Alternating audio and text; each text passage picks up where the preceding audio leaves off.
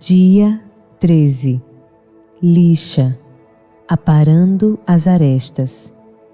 Lembre-se de que todas as pessoas que você conhece temem alguma coisa, amam alguma coisa e perderam alguma coisa. H. Jackson Brown. Você deveria ficar quite apenas com as pessoas que ajudaram você. John Sutherland.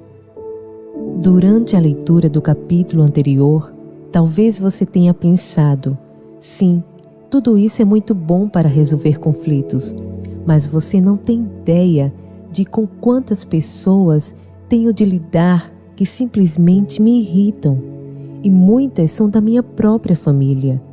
Amo essas pessoas, mas elas me deixam maluco.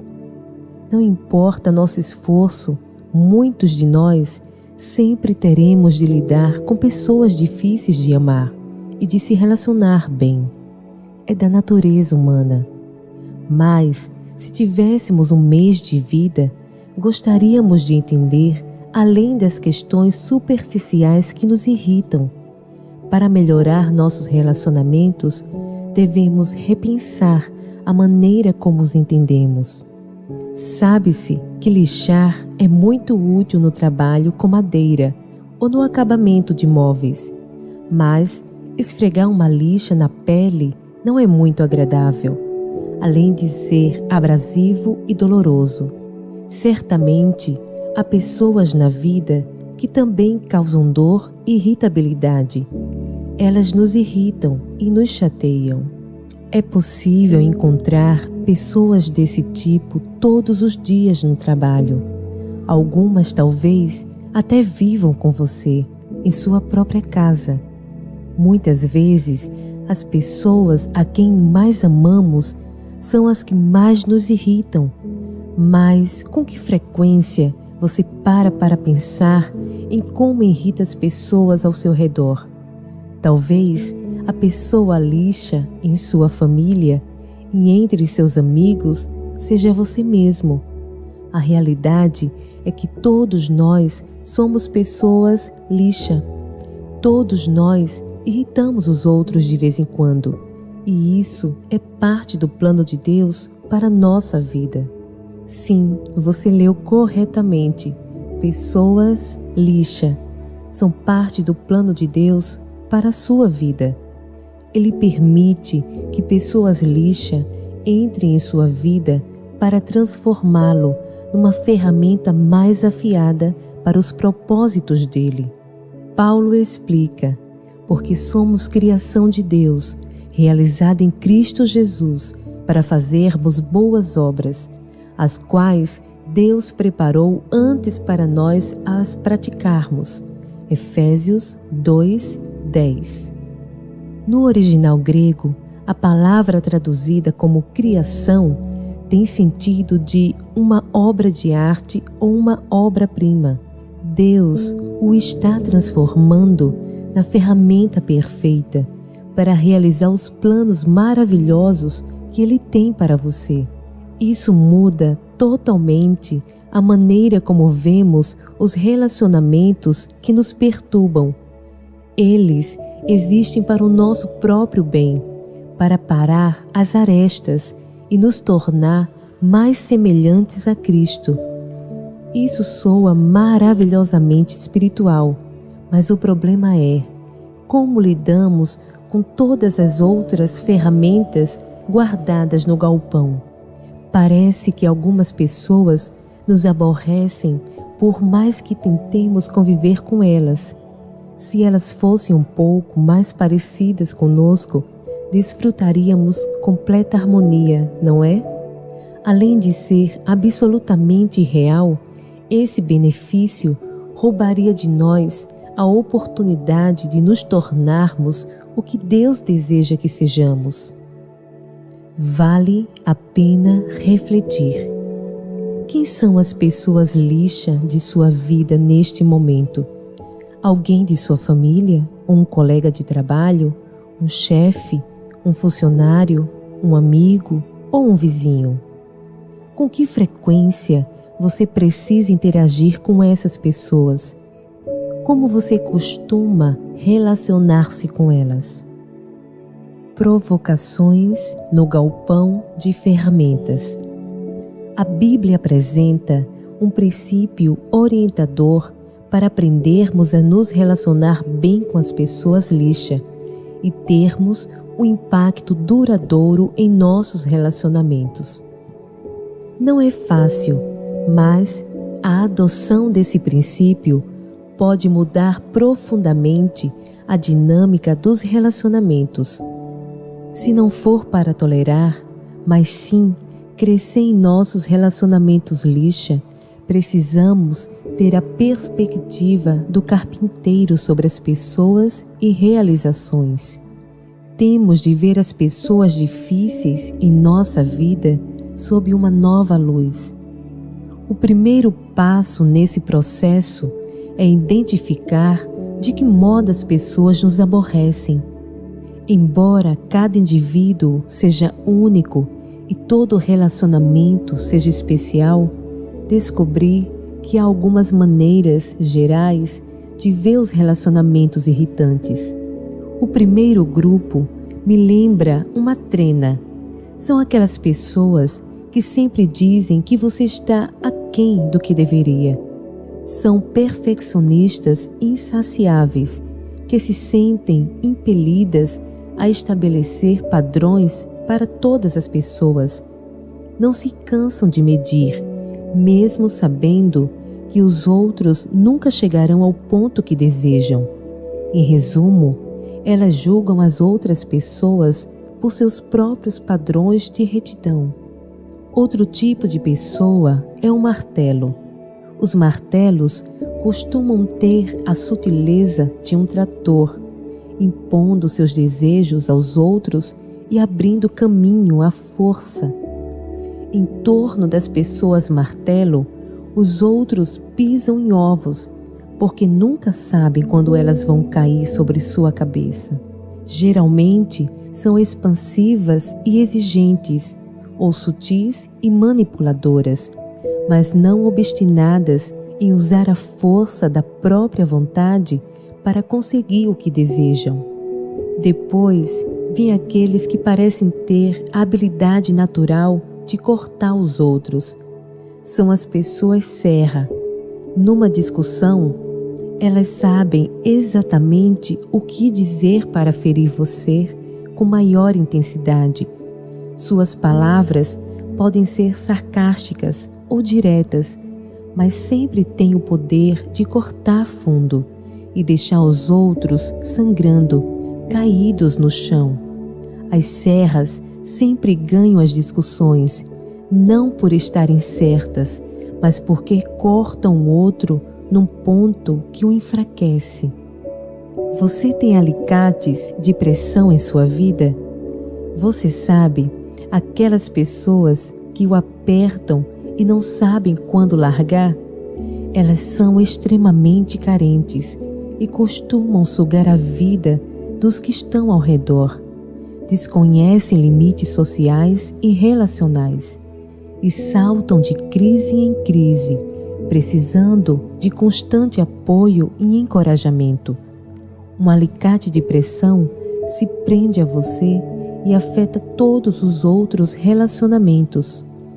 Na caixa de ferramentas da vida, também encontramos o esmeril, aquela pessoa com personalidade explosiva que espera para entrar em cena e jogar faíscas para todo lado.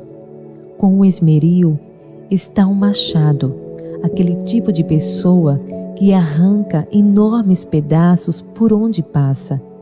Tendem a ser negativas, sempre reclamando e procurando maneiras de cortar as esperanças e os planos dos outros.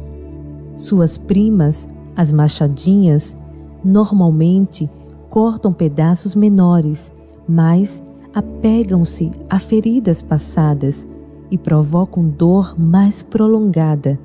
Você adivinhou, elas não sabem como acabar com o assunto. Por último, mas não menos importante, estão as pessoas argamassa. São aquelas que não têm consistência, destituídas de espinha dorsal, desejosas de agradar e sempre cordatas, mudam como camaleões, sem deixar que você saiba como na verdade são ou pensam. A argamassa sempre diz sim, mesmo que se sinta muito pressionada. Quando classificamos as pessoas dessa maneira, ficamos tentados a pensar: como consigo me relacionar com tantas ferramentas irritantes na oficina? Ou talvez você pense que fiz a mais perfeita descrição de sua família.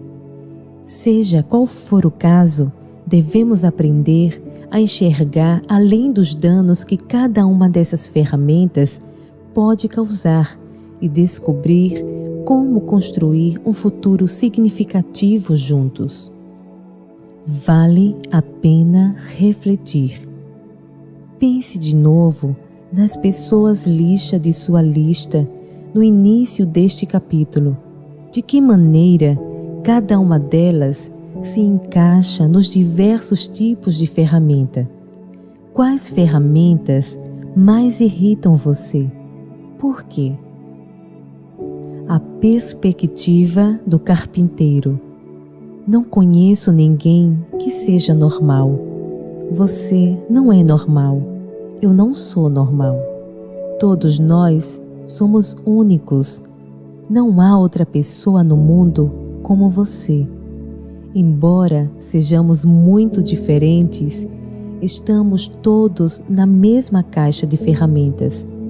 No entanto, em vez de trabalharmos juntos para construir relacionamentos duradouros como Deus deseja, muitas vezes somos tentados a criticar. É sempre mais fácil apontar as falhas e os defeitos de outra pessoa, em vez de procurar as próprias deficiências. Veja o que Jesus fala sobre isso. Por que você repara no cisco que está no olho do seu irmão e não se dá conta da viga que está dentro do seu próprio olho? Como você pode dizer ao seu irmão: deixe-me tirar o cisco do seu olho, quando há uma viga no seu? Hipócrita, tire primeiro a viga do seu olho, e então você verá claramente para tirar o cisco do olho do seu irmão. Mateus 7, versos de 3 a 5. Temos a visão aguçada para encontrar ciscos nos olhos de qualquer pessoa. Conseguimos enxergar aquela pequena partícula, o erro, o problema, o pecado ou a falha de caráter na vida de outra pessoa, e mal conseguimos esperar para apontar aquilo. E aí reclamamos: você realmente tem um problema aqui. Mas, diz Jesus, eis o verdadeiro problema. Você está tentado tirar o cisco do olho de outra pessoa, embora tenha uma trave no próprio olho. Existe um verdadeiro depósito cheio de pessoas com traves nos olhos por aí dizendo: cara, você viu que problema na vida daquelas pessoas? Ainda bem que não sou como elas. Estão de tal modo determinadas a apontar o cisco nos olhos dos outros que se esquecem totalmente das traves presas à própria vida. Observe que Jesus não diz que devemos ignorar o cisco. Muitas pessoas consideram hoje que estão julgando ao apontar um pecado. Não se trata disso. Devemos olhar o cisco nos olhos de uma pessoa e ajudá-la com o poder de Cristo. Nosso papel não é julgar, mas ser agentes de cura. Mas às vezes dizemos à pessoa: sabia que você tem um cisco no olho? Vou ajudá-la com isso. E aí acertamos a cabeça dela com a trave que está grudada em nosso próprio olho. E ela responde: não, obrigada. Prefiro ter um cisco no olho a ser atingida com uma trave na cabeça. Em família, somos muito rápidos em apontar as falhas dos outros e desprezar as gritantes fraquezas de nossa vida. Descobri que, se me concentrar em minhas próprias deficiências e deixar que Deus me dê coragem para enfrentar minhas faltas, falhas de caráter e erros, não terei urgência em ajudar os outros a ver seus próprios ciscos. Se eu deixar de tentar mudar todo mundo e me esforçar para que Deus me mude, as pessoas em minha vida se tornarão muito mais acessíveis. A força do cisco. Quando se coloca serragem sob calor intenso e pressão, ela se torna um sólido material de construção, conhecido como madeirite. Encontramos esse material em muitos móveis domésticos, mas não percebemos do que ele é feito. Resistente, forte e pesado, muitas vezes é usado em construções. De maneira similar, Deus permite algumas pessoas lixa e provações da caixa de ferramentas em nossa vida por uma razão: aumentar o calor e a pressão para ficarmos mais fortes. Ele está muito mais interessado em nosso caráter do que em nosso conforto. Paulo descreve o processamento de serragem da seguinte maneira: podemos nos alegrar igualmente quando nos encontrarmos diante de problemas e lutas, pois sabemos que tudo isto é bom para nós. Ajuda-nos a aprender a ser pacientes, e a paciência desenvolve em nós a força de caráter e nos ajuda a confiar mais em Deus cada vez que a utilizamos, até que finalmente a nossa esperança e a nossa fé fiquem fortes e sólidas. Romanos 5, versos 3 e 4. Por mais incômodo e perturbador que possamos considerar o processo, Deus coloca intencionalmente algumas pessoas em nossa vida para nos chatear, para parar as arestas de nosso caráter e nos tornar mais semelhantes a Jesus. É parte do plano de Deus fazer com que meu caráter seja mais forte e firme, e Ele permite que as pessoas e a pressão moldem meu caráter. Até mesmo nossos críticos podem nos ensinar e ajudar a crescer. Devemos ser seletivos e não absorver todas as críticas que surgem diante de nós, mas não devemos sempre desprezá-las. Em vez disso, sou adepto da abordagem da goma de mascar. Mastigue e jogue fora, não engula. Aproveite as críticas ao mastigá-las. Absorva 10% que são válidos. Aprenda com eles e então cuspa os outros 90%. Não engula a crítica inteira, mas permita que seu sabor o ajude a crescer. Deus deseja que você aprenda com as pessoas lixas de sua vida. Ele as colocou ali por uma razão. Alguns têm um martelo na vida. Você já parou para pensar que Deus pode ter permitido a presença desse martelo para que você aprenda a ser forte e o enfrente em vez de fraquejar e agir como um capacho? Talvez Deus esteja tentando transformá-lo no líder mais forte ao dar-lhe a oportunidade de enfrentar o martelo, ainda que o enfrentamento seja incômodo. Talvez haja uma trena em sua vida. Já pensou que Deus pode ter permitido que essa trena estivesse ali para que você aprendesse a buscar em Deus a aprovação, em vez de buscar na pessoa trena? Deus nos lembra de que devemos ser humildes e confiar nele quando nos virmos agitados por causa da ira, do medo ou da irritação. Para entendermos os relacionamentos a partir de uma nova perspectiva, precisamos reconhecer o benefício positivo que Deus pretende gerar em nossa vida por meio deles.